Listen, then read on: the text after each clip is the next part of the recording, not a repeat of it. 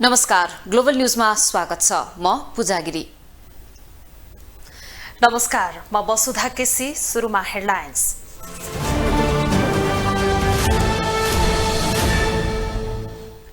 पहिलो कार्यकालका लागि प्रधानमन्त्रीमा माओवादी अध्यक्षले गरेको दावी कांग्रेसद्वारा अस्वीकार। आफ्नै नेतृत्वमा सरकार गठन गर्ने निष्कर्ष। निर्वाचन आयोगले 7वटा प्रदेश प्रमुखलाई चुनावको अन्तिम परिणाम बुझायो।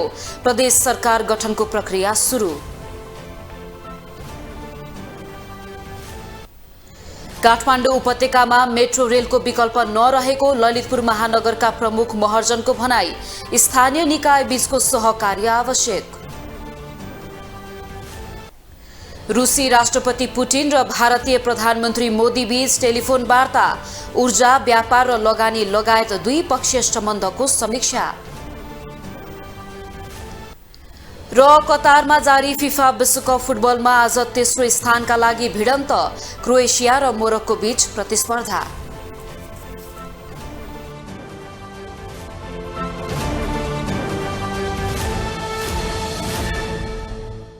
नेपाली कांग्रेसले भावी प्रधानमन्त्रीमा नेकपा माओवादी केन्द्रका अध्यक्ष पुष्पकमल दाहालको दावी स्वाभाविक भए पनि कांग्रेसकै नेतृत्व उपयुक्त हुने निष्कर्ष निकालेको छ।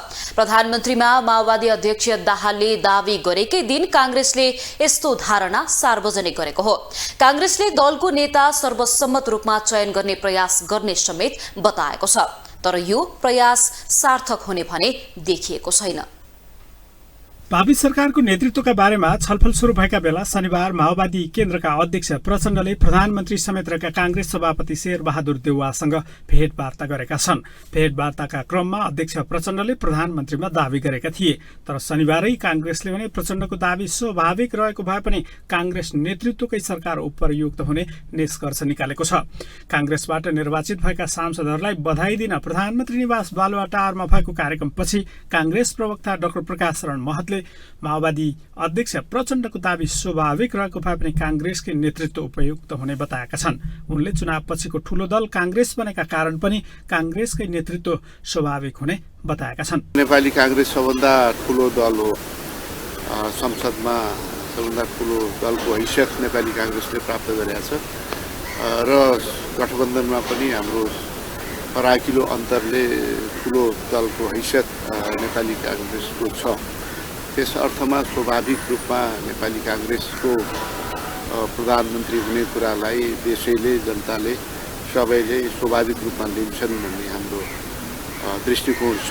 नेपाली कांग्रेसको नेतृत्वमा गठबन्धनको सरकार बन्छ भन्ने नै हाम्रो चाहना पनि हो र अहिलेसम्मको परिस्थितिजन्य निष्कर्ष पनि हो र उहाँकै नेतृत्व शेरबहादुरजीकै नेतृत्व सरकार बन्छ भन्ने हामीले अहिलेसम्म त्यही नै ठाने। कांग्रेसको नेतृत्व नै स्वाभाविक हुने दावी गरेको भए पनि कांग्रेस संसदीय दलको नेता को हुने भन्ने विषय भने पेचिलो बनेको छ। सभापति शेरबहादुर देउवासहित महामन्त्री गगन थापा र नेता डाक्टर शेखर कोइरालासम्म दलको नेतामा प्रतिस्पर्धा गर्ने देखिएको छ। तर प्रवक्ता महतले भने पार्टी एकताको सन्देश दिन पनि सर्वसम्मत रूपमा दलको नेता चयन गर्ने प्रयास हुने दावी गरेका छन्। अब केही दिनमै यो संसदीय दलको निर्वाचन हुन्छ।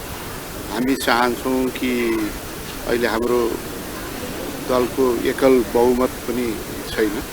अरू दलको सहयोग लिएर हामीले सरकार बनाउने हो।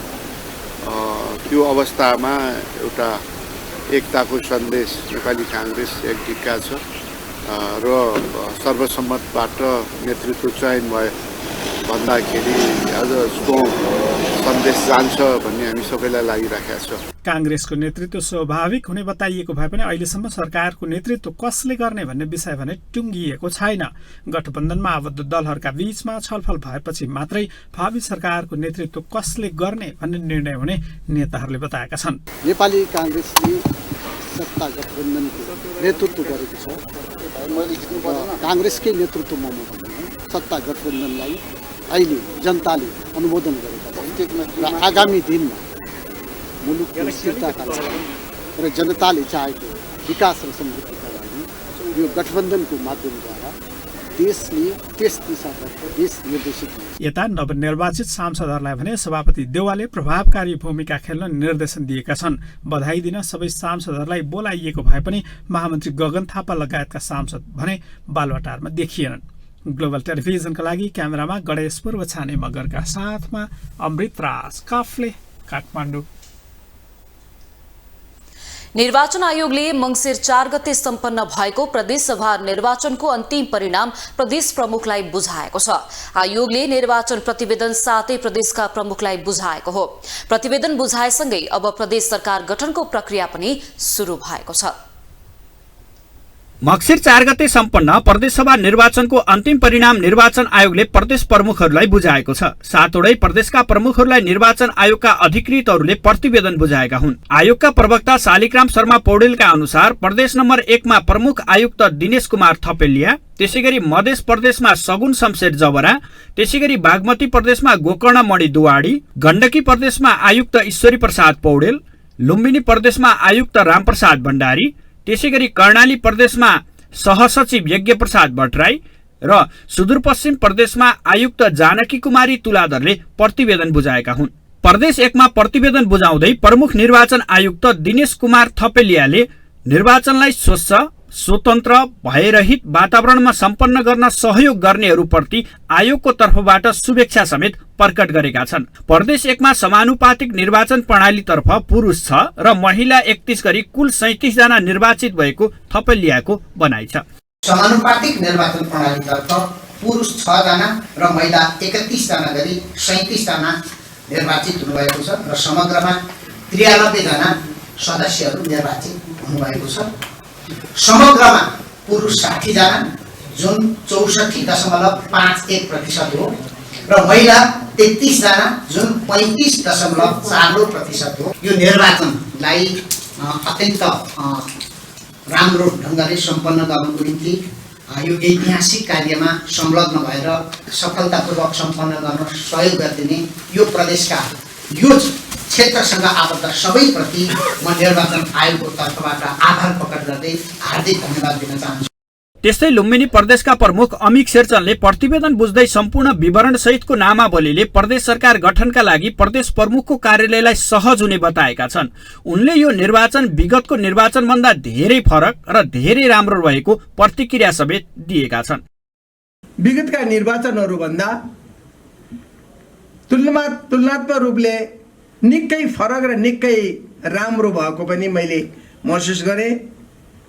म जब मतदान केन्द्रमा मतदान गर्न गएँ त्यति बेला मलाई महसुस भयो जुन प्रकारले अघिल्लो चुनाव निर्वाचनहरूमा म आफैलाई बडा असहज, कतातिर राख्ने के गर्ने जस्तो हुन्थ्यो, सरल तरिकाले मतदानको जो र प्रक्रियाहरू बनाइएको रहेछ र त्यो प्रक्रिया बनाउने कामका साथसाथै अत्यन्तै शान्तिपूर्ण र निष्पक्ष रूपले जो निर्वाचन सम्पन्न भयो। प्रदेश प्रमुख समक्ष निर्वाचन आयोगले प्रदेशको अन्तिम चुनावी प्रतिवेदन बुझाएसँगै प्रदेश सभा बैठक बोलाउने तयारीका लागि अब बाटो खुलेको छ। प्रदेश सभातर्फ प्रत्यक्षबाट 330 र समानुपातिकबाट 220 गरी 550 जना निर्वाचित भएका छन्। यसअघि नै आयोगले प्रतिनिधि सभातर्फको निर्वाचन परिणाम राष्ट्रपति विद्यादेवी भण्डारीलाई बुझाइसक्यो। चुनावको अन्तिम परिणाम सार्वजनिक भएर सरकार गठनको तयारी सुरु भएका बेला भावी राष्ट्रपतिका बारेमा समेत चर्चा सुरु भएको छ। तर गैर राजनीतिक व्यक्तिलाई राष्ट्रपति बनाउने कसरत सुरु भएपछि भने राजनीति तरङ्गित बनेको छ। यता गठबन्धनमै रहेका दलका नेताहरूले समेत राष्ट्रपतिका लागि लबिङ सुरु गरेका छन्। सत्तारूढ गठबन्धनलाई निरन्तरता दिएर आगामी सरकार गठन गर्ने विषयमा सहमति जुटिसकेको छ। तर भावी सरकारको नेतृत्व कसले गर्ने भन्ने विषयमा भने दलहरूबीच अनौपचारिक छलफल भए पनि अहिलेसम्म सहमति जुटिसकेको छैन। यता सरकार गठनको कसरत सुरु भएका बेला भावी राष्ट्रपतिका बारेमा समेत चर्चा सुरु भएको छ। कांग्रेस, नेकपा एकीकृत समाजवादी, नेकपा माओवादी केन्द्र र लोकतान्त्रिक समाजवादी पार्टीभित्र राष्ट्रपतिको आकांक्षा राख्ने नेताहरूको संख्या उल्लेख्य छ, तर गैर राजनीतिक व्यक्तिलाई राष्ट्रपति बनाउने कसरत शुरू भएको छ। खास गरी प्रधानमन्त्री समेत रहेका कांग्रेस सभापतिले यस बारेमा छलफल शुरू गरेको बताइन्छ। तर गठबन्धनमै रहेको नेकपा माओवादी केन्द्रले भने गैर राजनीतिक व्यक्ति राष्ट्रपति बनाउने विषय कल्पना बाहिर रहेको टिप्पणी गरेको छ। कमजोरका बावजुद पनि अहिलेको सन्दर्भमा दलहरूका नेताहरूको विकल्प छैन, दलहरूको चाहिँ विकल्प छैन, दलीय प्रणालीको विकल्प छैन, राजनीतिक पृष्ठभूमि र राजनीतिक अवस्थाको चाहिँ पृष्ठभूमिबाट आएका लिडरसिपहरूको विकल्प छैन। तर यो मान्यताभन्दा फरक ढङ्गले चाहिँ राजनीतिक पृष्ठभूमिभन्दा बाहिरका चाहिँ हैन न्युट्रलको नाममा राजनीतिक पृष्ठभूमिभन्दा बाहिरका पात्रहरूबाट चाहिँ जुन ढङ्गले सोच्ने खालको जो सोचहरू चाहिँ मतलब सुनिएको छ, यदि यथार्थ हो भने जो सुनिएको चाहिँ छ, यदि त्यो सोच हो भने चाहिँ यो प्रणालीबाटै विचलन भएको चिन्तनको उपज हो चाहिँ। यदि यही हो भने बहुदलीय प्रणाली किन दलीय प्रतिस्पर्धाको प्रणाली, त्यत्रो निर्वाचनको अभ्यासहरू गर्नुपर्ने जरुरी किन चाहिँ? त्यस कारणले गर्दाखेरि चाहिँ यो अवस्थामा यो स्थितिमा यो प्रणालीभन्दा बाहिरबाट सोच्ने कुरा बेठिक हुन्छ। त्यस कारणले गर्दा कसैले सोच्नु भएको रहेछ भने पनि यो प्रणालीभन्दा बाहिरबाट सोच्नु हुँदैन। यता कांग्रेस भित्रै पनि गैर राजनीतिक व्यक्तिलाई राष्ट्रपति बनाउने विषयमा मतान्तर देखिन्छ। शनिबार मात्रै कांग्रेस उपसभापति तथा प्रधानमन्त्री शेरबहादुर देउवाका विश्वास पात्रका रूपमा रहेका परिचित पूर्णबहादुर खड्काले समेत संविधानको पालना गर्ने व्यक्ति राष्ट्रपति बनाउनु पर्ने धारणा व्यक्त गरेका छन्। यता अहिलेसम्म दलित समुदायबाट राज्यको उपल्लो निकायमा उपस्थिति नभएको भन्दै राष्ट्रपतिमा दलित समुदायको प्रतिनिधित्व गराउनु पर्ने पक्षमा आवाज समेत उठ्न थालेको छ। अब नेपाली कांग्रेसले 2009 सालमा है जतिखेर नेपालमा चाहिँ विभेदको भनौँ कि अन्तिम चरणसम्म चाहिँ अवस्थामा थियो, त्यतिखेर चाहिँ के हो भन्दामा धनमान सिंह परियारलाई बीपीको नेतृत्वमा नेपाली कांग्रेसको महामन्त्री बीपीले बनाउनु भएको थियो र त्यो त्यतिखेर नेपाली कांग्रेस चाहिँ भने कि त्यो अवस्थामा 2007 सालमा छुवाछुत आन्दोलन चलाउनु भयो बीपीले। त्यो अवस्थामा चाहिँ भने कि नेपाली कांग्रेसले गरेको थियो र हामीले चाहिँ के छ त भन्दामा 50 अहिले पनि चाहिँ भन्छन् कि 2009 सालमा धनमान सिंह परियारलाई नेपाली कांग्रेसले चाहिँ गएर एउटा दलितलाई महामन्त्री बनाएको थियो भन्दामा आश्चर्यचकित हुन्छन् र त्यसको चाहिँ श्रेय हाम्रो नेपाली कांग्रेसले पाएको छ। र यसपटक पनि के हो त भन्दामा यो राष्ट्रपतिको चुनावमा चाहिँ गरेर दलितलाई चाहिँ भनौँ कि नेपाली कांग्रेसले चाहिँ दिएर चाहिँ के छ त भन्दामा नयाँ इतिहास बनाउन सक्ने छ र आउँदा 50 वर्षसम्मका लागि चाहिँ नेपाली कांग्रेसको उचाइ बढ्नेछ भन्नेमा मैले विश्वास लिएको छु। अर्कातर्फ गैर राजनीतिक व्यक्तिलाई राष्ट्रपति बनाउने चर्चालाई नेपालमा वैदेशिक हस्तक्षेपका रूपमा समेत अर्थ लगाउन शुरू गरिएको छ। त्यसै मध्येका एक हुन् नेपाल मजदुर किसान पार्टीका अध्यक्ष नारायण माझ बिछुङके। बिजुङछेले दक्षिणी छिमेकी मुलुक भारतले गैर राजनीतिक व्यक्तिलाई राष्ट्रपति बनाउने पक्षमा दबाव दिएको आरोप लगाएका छन्।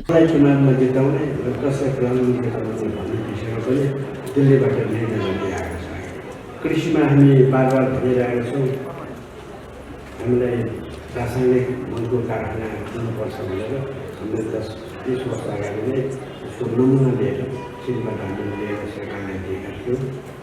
त्यो विषयमा फर्कमा कारखाना बनाउन भनेपछि मजदुरहरू फर्ने कारण इन्डियाले मान्दैन। हाम्रो देशमा कारखाना खोल्नु भनेपछि इन्डियाले मान्नु पर्यो। देशको स्थिति यस्तो छ। उद्योग धन्दाहरू बनाउने खालका प्रायः उद्योग धन्दाहरू निजीकरण गर्ने इन्डियामा बनाइन्छ। जलस्रोतहरू हाम्रो हो र त्यसको चाबी सबै इन्डियासँग छ।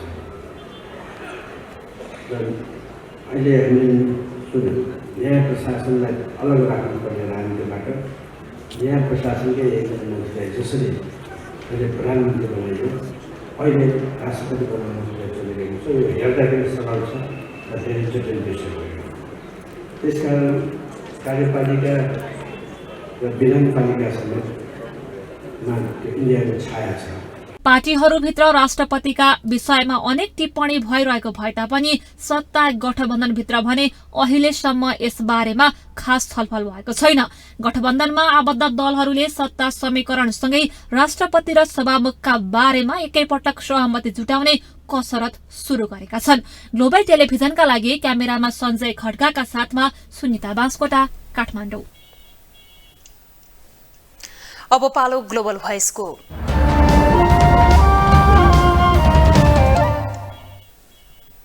निर्वाचन आयोगले प्रदेश तथा प्रतिनिधि सभा निर्वाचन 2079 को अन्तिम नतिजा राष्ट्रपति, प्रदेश प्रमुख तथा संसद सचिवालयलाई बुझाइसकेको छ। यो सँगै केन्द्र तथा प्रदेशमा नयाँ सरकार गठनको प्रक्रिया सुरु भएको छ। यतिखेर प्रधानमन्त्री तथा मुख्यमन्त्रीको भन्दा बढी भावी राष्ट्रपति को बन्ला आम चासोको विषय बनेको छ। राजनैतिक दलका शीर्ष तथा अग्रज नेताहरूले सो पदमा इच्छा प्रकट गरिरहेको बेला गैर राजनैतिक व्यक्ति पनि सम्भावित राष्ट्रपतिको पंक्तिमा आउन थालेपछि यो विषय थप रोचक बनेको छ। यसै सन्दर्भमा हामीले आजको ग्लोबल भोइसमा सर्वसाधारणलाई सोधेका छौं, भावी राष्ट्रपति कस्तो व्यक्तिलाई बनाउनु पर्दछ? देश र जनताप्रति उत्तरदायी हुनुपर्छ र जनताका भावनाहरू बुझेर काम गर्नुपर्छ। उहाँले जुन आरोप प्रत्यारोपहरू आइरहेका छन् त्यो उहाँले मूल्याङ्कन गरेर त्यो अनुसारले स्वविवेक प्रयोग गर्नुपर्छ। उहाँले अबको राष्ट्रपति त्यस्तो हुनुपर्छ। अबको राष्ट्रपति चाहिँ संविधान बमोजिम, संविधानको मर्म बमोजिम देश र जनताको लागि जस्तो सुकै अवस्थामा पनि सही कदम उठाउन सक्ने, सही निर्णय लिन सक्ने हुनुपर्दछ भन्ने मलाई लाग्छ। देशलाई बुझ्ने मान्छे चाहिन्छ, देशको माटो बुझ्ने मान्छे नै चाहिन्छ हैन। अब अहिलेको परिस्थिति हेर्दाखेरि चाहिँ त्यस्तै आउँछ कि जस्तो नि लाग्छ मेरो विचारमा हैन। अब राजनीतिक दलहरूले कस्तो गर्छन् त्यो अनुसार फरक पर्छ। यो नेपालमा चाहिँ अब अहिले दलीय व्यवस्था छ हैन। पार्टीहरू डन्डाडन छन्, हिजोदेखि सङ्घर्ष गरेर आएका छन्। सङ्घर्षमय गरेर उहाँ दुनियाँ पार्टी खोलेर आफ्नो धारणा बोकेर पार्टी खोलेर आछन्। यी पार्टीहरूबाट नै हुनुपर्छ जस्तो लाग्छ क्या मलाई चाहिँ, जहाँसम्म लाग्छ। अब पार्टी बाहेक अरूबाट आउँदा चाहिँ खासै उनीहरूले आकाङ्क्षा त सबैको हुन्छन् हैन, तर सबभन्दा बढी चाहिँ प्राथमिकता चाहिँ उनीहरूले पार्टीलाई नै दिनुपर्छ जस्तो लाग्छ मलाई चाहिँ। जनताको लागि स्वच्छ भावना भएको चाहियो हैन। जनताको लागि जे पनि निष्पक्ष काम गर्नु पर्यो, त्यही हो।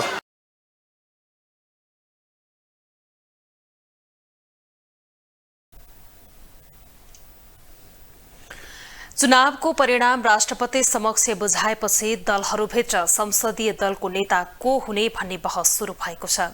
कांग्रेसभित्र वर्तमान सभापति शेरबहादुर देउवादेखि महामन्त्री गगन थापासम्म दलको नेता बन्ने कसरतमा रहेका छन्। तर अन्य दलमा भने शीर्ष नेताहरूको प्रतिस्पर्धी कोही पनि देखिएका छैनन्, जसका कारण कांग्रेस बाहेकका अन्य दलमा संसदीय दलको चुनाव नहुने देखिएको छ। निर्वाचन आयोगले चुनावको अन्तिम मत परिणाम राष्ट्रपति समक्ष पेश गरेपछि संसदीय दलको नेता को हुने भन्ने बहस सुरु भएको छ। नेपाली कांग्रेसभित्र सभापति समेत रहेका प्रधानमन्त्री शेरबहादुर देउवादेखि महामन्त्री गगन थापा र नेता डाक्टर शेखर कोइरालाका बीचमा दलको नेतामा प्रतिस्पर्धा हुने देखिएको छ। कांग्रेसभित्र दलको नेतामा प्रतिस्पर्धा हुने देखिएको भए पनि अन्य दलमा भने यस्तो अवस्था छैन। नेकपा एमाले चुनाव अघि नै भावी प्रधानमन्त्रीका रूपमा अध्यक्ष केपी शर्मा ओलीलाई अघि सारेको थियो। त्यसैले पनि एमाले भित्र दलको नेतामा चुनाव हुने अवस्था देखिएको छैन।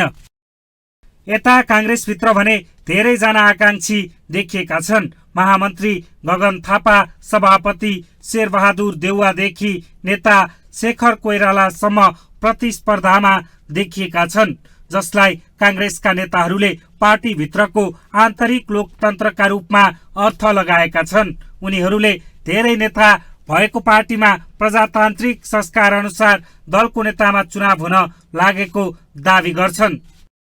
मैले यसलाई बडे चाहिँ धेरै सकारात्मक पक्षबाट लिन्छु। किन भन्दाखेरिमा अरू पार्टीमा चाहिँ निर्विरोध भएर भन्दा बित्तिकै चाहिँ त्यहाँ चाहिँ नेतृत्वको खडेरी लागेको मैले महसुस गरेको छु। तर हाम्रो पार्टी चाहिँ डेमोक्रेटिक पार्टी हो। यसभित्र चाहिँ के छ भन्दाखेरिमा प्रधानमन्त्रीको छनौट गर्दाखेरिमा 5-7 जना चाहिँ उम्मेदवार चाहिँ अगाडि आउनु भनेको त हाम्रो लागि त गौरवको कुरा हो। यो हाम्रो पार्टीका लागि, डेमोक्रेसीका लागि पनि चाहिँ एउटा चाहिँ ठुलो चाहिँ गौरवको कुरा हो। र यसपल्ट के छ भन्दाखेरिमा हाम्रो पार्टीमा नेतृत्वको कमी छैन भन्ने चाहिँ हामीले महसुस गरेका छौँ र हाम्रो चाहिँ नेपाली कांग्रेसले नेतृत्व धेरै जन्माएको छ र आवश्यक परेमा जुनसुकै पनि जिम्मेवारी लिनका लागि हाम्रा धेरैभन्दा धेरै मेरो साथीहरू तयार हुनुहुन्छ भन्नेमा मैले यसलाई सकारात्मक रूपबाट लिएको छु। कांग्रेसमा चुनाव हुने करिब निश्चित भए पनि नेकपा माओवादी केन्द्र, नेकपा एकीकृत समाजवादी, लोकतान्त्रिक समाजवादी पार्टी, राप्रपा र राष्ट्रिय स्वतन्त्र पार्टी भित्र समेत दलको नेता चयनका लागि चुनाव हुने निश्चित छैन। ग्लोबल टेलिभिजनका लागि क्यामेरामा नरेश मोक्तानका साथमा अभिषेक सापकोटा, काठमाडौँ।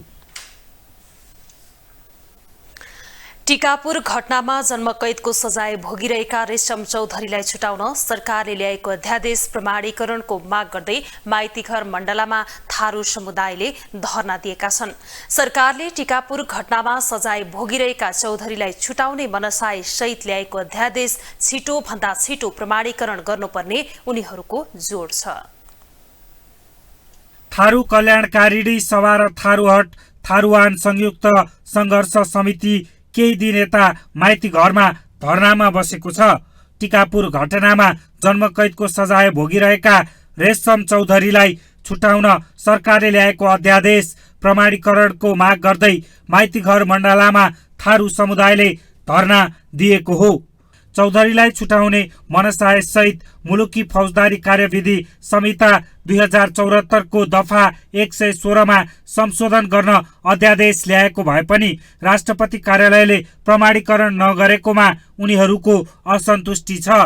अध्यादेश अविलम्ब प्रमाणीकरण गरिनुपर्ने र रेशम चौधरी लगायत टिकापुर घटनामा कैदको सजाय भोगिरहेका बन्दीहरूलाई कैद मुक्त गर्नुपर्ने माग उनीहरूको छ।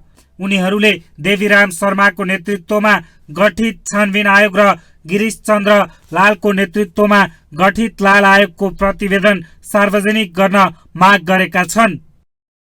र हामीले भन्ने गरेका छन् र त्यहाँ चाहिँ त बालक मरेको छ, त्यहाँ हाम्रो नेपाल सरकारका प्रहरीका जहानहरू मरेका छन्, तर त्यो पनि मानव अधिकारलाई तपाईले कसरी बुझ्नुपर्छ भन्ने प्रश्न गर्नुहुन्छ। हामी त्यही भनिरहेछौँ, त्यो लाल आयोगभित्र ती अपराधीहरू छन्, सरकारले त्यसको छानबिन गर्नु पर्यो र निर्दोष व्यक्तिलाई 7-7 वर्षभित्र जेलमा राखेको छ, त्यहाँ सरकारले न्याय दिनुपर्छ भन्ने हाम्रो मान्यता हो। अहिलेको अवस्थामा सरकार बनाउने कसरत गरिरहेको 5 दलीय गठबन्धनको स्पष्ट बहुमत नआएपछि सरकारले रेशम चौधरीलाई उन्मुक्ति दिने र सरकारमा सहभागी गराउने उद्देश्यले अध्यादेश जारी गर्ने निर्णय गरेको थियो। तर अध्यादेशको विरोधमा सरकारभित्र र बाहिरबाट आलोचना भइरहेको छ। खास गरी नेकपा एमाले दोहोरो चरित्र देखाएको उनीहरूको आरोप छ। 5-5 वटा छानबिन प्रतिवेदन छ। न्यायिक छानबिन प्रतिवेदनदेखि गृह मन्त्रालयको प्रतिवेदन, त्यो हामीलाई दिनुस्। त्यो किन भन्नुहुन्न? त्यो प्रतिवेदन तपाईहरु नपढिकन, नबोलिकन, नबुझिकन हचुवाको घरमा नागरिक समाजको अगुवा जस्तो मान्छेहरूले अहिले अध्यादेशको विरोध गर्दै हुनुहुन्छ कि थारूहरू दानाबुन, थारूहरू हत्यारा हुन्छ। हाम्रो चुनौती छ, एकजना अहिलेसम्म थुना भएका आरोपित एकजना मान्छेलाई त्यो मान्छे हत्यारा हो भनेर प्रमाणित गरेर देखाइदिनुस्। हैन भने नागरिक समाजको अगुवा भनेर सडकमा ओर्लिन पाउँदैन। सरकारले गत आइतबार टिकापुर घटनामा सजाय भोगिरहेका चौधरीलाई छुटाउने मनसाय सहित मुलुकी फौजदारी कार्यविधि संहिता 2074 को दफा 116 मा संशोधन गर्न अध्यादेश ल्याएको थियो। अर्कोतर्फ गत मङ्सिर 4 गते सम्पन्न चुनावमा जेलमा रहेका चौधरी संरक्षक रहेको नागरिक उन्मुक्ति पार्टीले प्रतिनिधि सभाको प्रत्यक्षतर्फ 3 सिट जितेको छ।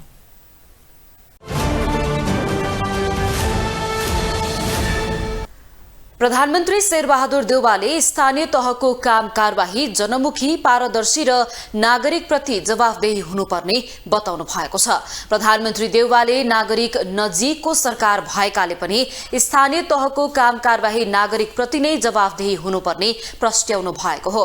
ललितपुर महानगरपालिकाको 104औं स्थापना दिवसको अवसरमा शनिबार ललितपुरमा आयोजित कार्यक्रममा उहाँले नेपालको संविधानले स्थानीय तहलाई विकास निर्माण र जनसेवाको आधार स्तम्भको रूपमा महत्वपूर्ण अधिकार र जिम्मेवारी प्रदान गरेकाले सोही अनुसारको काम हुनुपर्ने उल्लेख गर्नुभयो। प्रधानमन्त्री देउवाले ललितपुर महानगरपालिकाले जनताको अपेक्षा अनुसार विश्वका अन्य मुलुकमा पनि नेपाल र नेपाली जनताको पहिचान हुने गरी आफ्नो कामलाई अघि बढाएको भन्दै प्रशंसा समेत गर्नुभयो। उहाँले ललितपुर महानगरपालिकालाई सांस्कृतिक स्मार्ट शहरको रूपमा विकास हुने गरी काम गर्नुपर्नेमा पनि जोड दिनुभयो। प्रधानमन्त्री देउवाले ललितपुर महानगरपालिकाले नमुना महानगरपालिकाको रूपमा आफूलाई अघि बढाएको बताउनुभयो। तहलाई विकास निर्माण र सेवा प्रवाहको आधारस्तम्भको रूपमा बहुत ठुलो अधिकार जिम्मेदारी प्रदान गरेको छ। नागरिक नजिकको सरकार भएकोले स्थानीय तहको काम कारबाहीमा बढी जनमुखी, पारदर्शी र परिणाममुखी नागरिक मैत्री र जवाबदेही हुनुपर्दछ। यस सन्दर्भमा ललितपुर महानगरपालिकाका जनप्रतिनिधिहरूले नागरिकको अपेक्षा अनुसार यस महानगरलाई नमुना नगरको रूपमा विकास गर्ने कामलाई चुस्त र जिम्मेदारीपूर्ण ढङ्गले अघि बढाउँदै सेवा प्रवाहलाई लाभकारी बनाउनु हुनेछ भन्ने विश्वास लिएको छु। त्यस अवसरमा प्रधानमन्त्री देउवाले नागरिक खुशी बनाउने गरी ललितपुर महानगरपालिकाको सम्पदाहरूको संरक्षण र सम्वर्धनको काम भइरहेको भन्दै त्यसलाई निरन्तरता दिएर अघि बढ्न थप क्रियाशील हुन आग्रह पनि गर्नुभयो। भौतिक पूर्वाधारको विकास गर्दा नागरिकको जीवनलाई सहज हुने गरी अघि बढाउन पनि स्थानीय तहका जनप्रतिनिधिहरूले मिलेर काम गर्नुपर्ने उहाँको भनाइ थियो। ललितपुर महानगरपालिकाका प्रमुख चिरीबाबु महर्जनले काठमाडौँ उपत्यकामा अब मेट्रोको विकल्प नरहेको बताउनु भएको छ। शनिबार ललितपुर महानगरपालिकाको 104औं स्थापना दिवसका अवसरमा बोल्दै उहाँले काठमाडौँ उपत्यकामा अब मेट्रोको विकल्प नरहेको बताउनु भएको हो।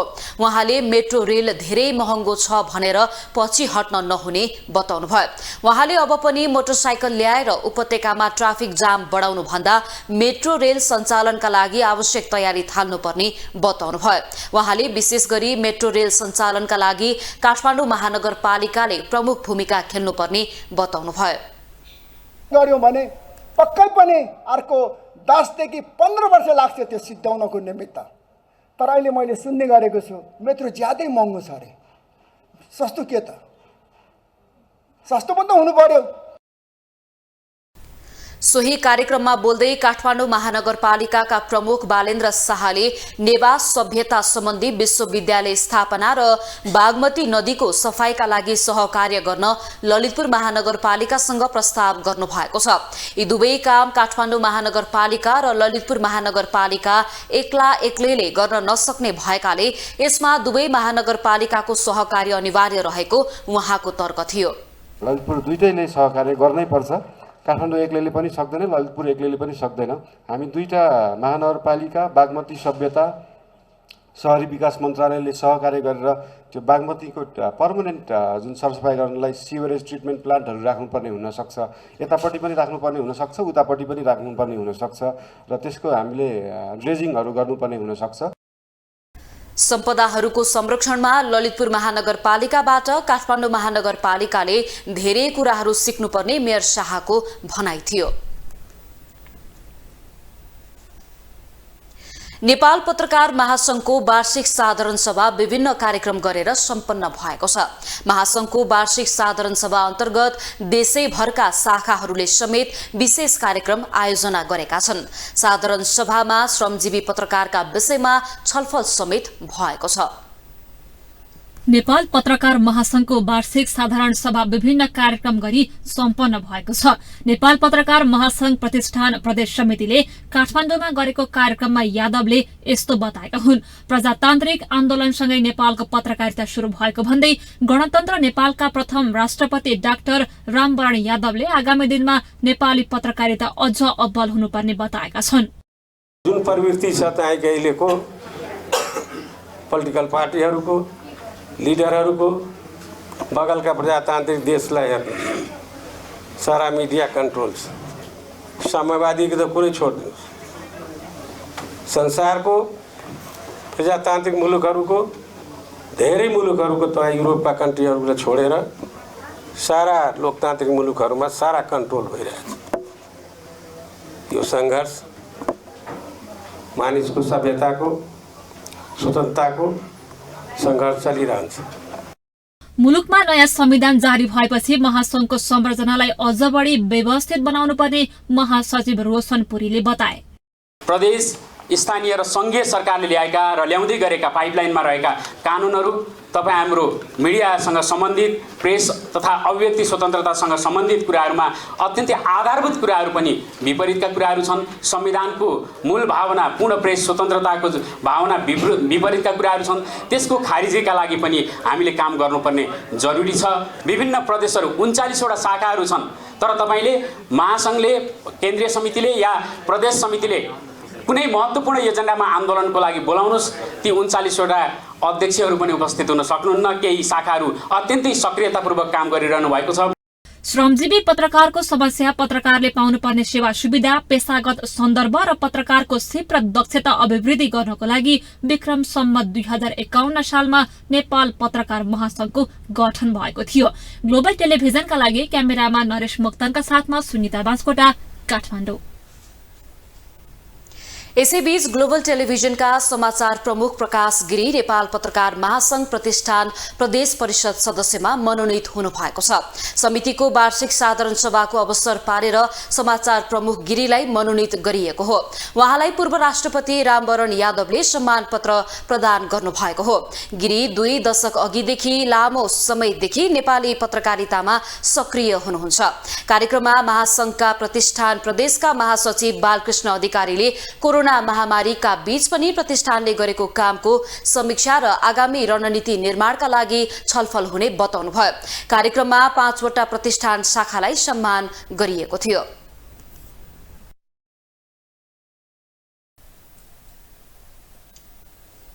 अब इकोनोमिक न्यूज।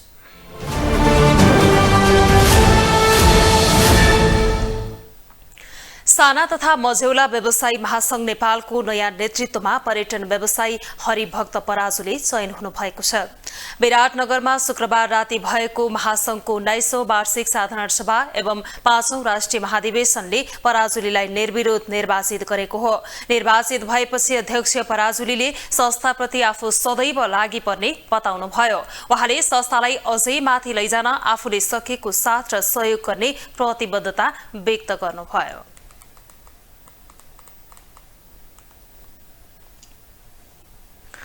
नेकपा एमालेमा आबद्ध श्रमिकहरूको संगठन नेपाल ट्रेड युनियन महासंघ जिफन्डले वैदेशिक रोजगारमा गएका श्रमिकहरूको समस्या समाधान गर्न सरकारलाई दबाब दिएको छ। अन्तर्राष्ट्रिय प्रवासी श्रमिक दिवसको अवसरमा काठमाडौँमा आयोजित कार्यक्रममा जिफन्डका अध्यक्ष विनोद श्रेष्ठले विदेशमा गएका श्रमिकहरूको समस्या समाधान गर्न सरकारलाई दबाब दिनुभएको हो। उहाँले मुलुकको अर्थतन्त्र रेमिटेन्सको भरमा चलेको तर रेमिटेन्स पठाउनेहरूको समस्या बारे भने सरकार गम्भीर नभएको प्रति आक्रोश समेत व्यक्त गरेको थियो। अध्यक्ष श्रेष्ठले वैदेशिक रोजगारीमा जानका लागि आफ्नो दक्षता वृद्धि गर्न श्रमिकहरूलाई पनि आग्रह गर्नुभयो। जिफन्डले वैदेशिक रोजगारीमा जाने श्रमिकलाई सामाजिक सुरक्षाको दायरामा ल्याउने गरी आवश्यक वातावरण बनाउन पनि सरकारको ध्यानाकर्षण गराउँदै आएको छ। अब इन्टरनेशनल न्यूज।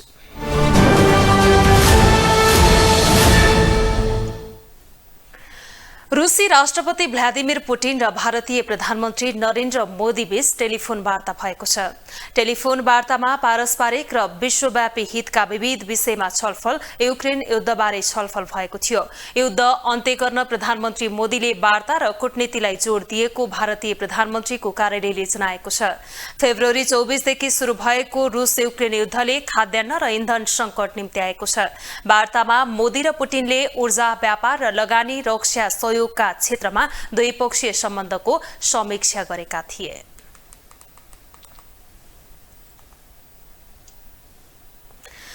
जर्मन सरकार विरुद्ध कू गर्ने प्रयास भएको छ। जर्मनीका उग्र दक्षिणपन्थी तथा पूर्व सैन्य अधिकारीहरू पक्राउ परेपछि सरकार विरुद्धको कूको प्रयास भइरहेको रहस्य खुलेको हो। जर्मनी एकीकरण भएको तेस्रो दशकमा सरकार अपदस्थ गर्न खोज्ने 25 जना पक्राउ परेका छन्। जर्मन प्रहरीले देशका विभिन्न भागबाट उग्र दक्षिणपन्थी तथा पूर्व सैन्य अधिकारीहरूको समूहका 25 जनालाई पक्राउ गरेको छ। उनीहरूलाई पक्राउ गरेपछि जर्मनी सरकार विरुद्ध कू गर्ने प्रयास भइरहेको रहस्य खुलेको हो। अन्तर्राष्ट्रिय सञ्चार माध्यमका अनुसार सरकार विरुद्धको कूको प्रयासमा उग्र दक्षिणपन्थी तथा पूर्व सैन्य अधिकारीहरूको समूह संसद भवन राइक्सटागमा पस्ने र शक्ति हत्याउने रणनीति बनाएको बताइएको छ। राजकुमार हेनरिच 13औं को नामले चिनिने 71 वर्षीय जर्मन पुरुष उक्त रणनीतिको मुख्य योजनाकार रहेको बताइएको छ। जर्मनी एकीकरणलाई मन नपराएको समूहको रणनीतिमा कूको प्रयास भएको हो। हिंसात्मक आक्रमण तथा जातीयतावादी षड्यन्त्रको हल्ला फैलाउने उग्रपन्थी राइक्सबर्गर अभियानका सदस्यहरू सरकार कूको योजनामा सहभागी भएको जनाइएको छ। हिंसात्मक आक्रमण तथा जातीयतावादी षड्यन्त्रको हल्ला फैलाउने उग्रपन्थी राइक्सबर्गर अभियानका सदस्यहरू सरकार कूको योजनामा सहभागी भएको जनाइएको छ। कूको प्रयासमा क्युएनएन आन्दोलनका सदस्यहरू समेत संलग्न रहेको बताइएको छ। उक्त आन्दोलनले आफ्नो देश अनाधिकृत रूपमा चुनिएको राजनीतिक नेतृत्वले सञ्चालन गरेको दावी गर्दै आएको छ। हालको जर्मन गणतन्त्रको सत्ता उल्टाएर सन् 1871 ताकाको जस्तो जर्मनी राष्ट्र निर्माण गर्नुपर्ने भन्दै सुरु भएको कूको तयारीमा कम्तीमा 50 जना संलग्न भएका हुन सक्ने अधिकारीहरूको भनाइ छ। हालको जर्मन गणतन्त्रको सत्ता उल्टाएर सन् 1871 ताकाको जस्तो जर्मनी राष्ट्र निर्माण गर्नुपर्ने भन्दै सुरु भएको कूको तयारीमा कम्तीमा 50 जना संलग्न भएका हुन सक्ने अधिकारीहरूको भनाइ छ। पक्राउका लागि जर्मनीका 16 मध्ये 11 राज्यमा करिब 3000 प्रहरी अधिकारी परिचालन गरिएको थियो। 2 जनालाई इटली र अस्ट्रियाबाट पक्राउ गरिएको जर्मन प्रहरीले जनाएको छ। जर्मनीका न्यायमन्त्री मार्क बुस्मानले प्रहरीले संवैधानिक निकायमाथिको सम्भावित आतंकवाद विरुद्धको कारबाही गरेको दावी गरेका छन्। उक्त समूहले सन् 2021 को नोभेम्बरदेखि विभिन्न षड्यन्त्रका लागि तयारी गरिरहेको अन्तर्राष्ट्रिय सञ्चार माध्यमहरूले जनाएको छ। ग्लोबल टेलिभिजनका लागि एजेन्सीको सहयोगमा विशाल पुरीको रिपोर्ट। अब स्पोर्ट्स न्यूज।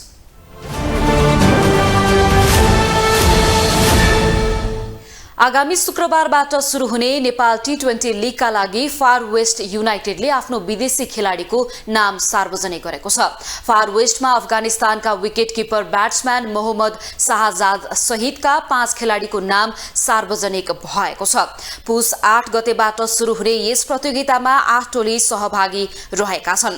कृतिपुर स्थित टियु मैदानमा हुने प्रतियोगिता डबल राउन्ड रोबिनको आधारमा हुनेछ। प्रतियोगिताको फाइनल खेल भने पुस 26 गते आयोजना हुनेछ।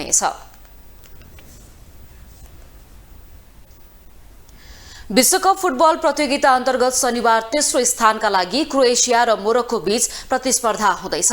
खेल कतारको खालिफा अन्तर्राष्ट्रिय स्टेडियममा नेपाली समय अनुसार बेलुकी 8:45 बजे सुरु हुनेछ। फाइनल खेल भने अर्जेन्टिना र फ्रान्स बीच आइतबार हुनेछ।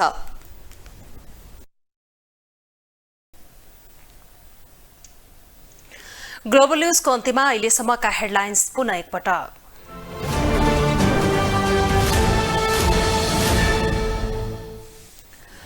पहिलो कार्यकालका लागि प्रधानमन्त्रीमा माओवादी अध्यक्षले गरेको दावी कांग्रेसद्वारा अस्वीकार, आफ्नै नेतृत्वमा सरकार गठन गर्ने निष्कर्ष। निर्वाचन आयोगले 7 वटै प्रदेश प्रमुखलाई चुनावको अन्तिम परिणाम बुझायो, प्रदेश सरकार गठनको प्रक्रिया सुरु।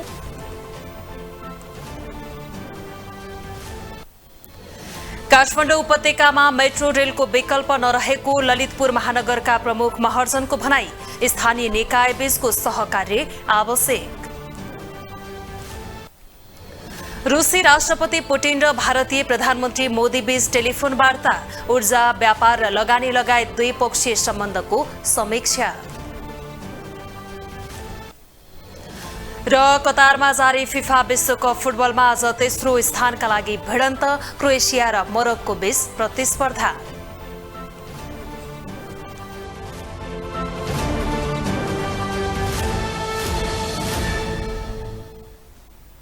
ग्लोबल न्यूज अहिलेलाई यति नै। ग्लोबल टेलिभिजन तपाईँ फेसबुक तथा युट्युबमा पनि प्रत्यक्ष हेर्न सक्नुहुनेछ।